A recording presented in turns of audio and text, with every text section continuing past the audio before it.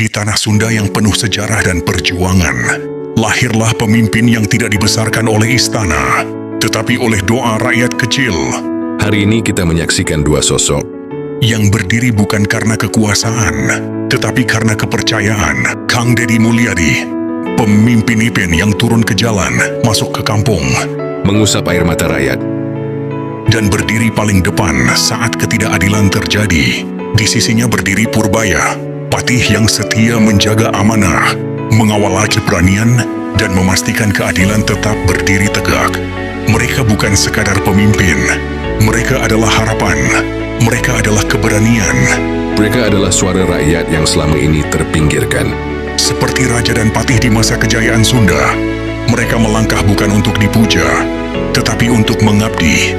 Di hari sini, nama mereka menggema di seluruh negeri, dicintai bukan karena pencitraan,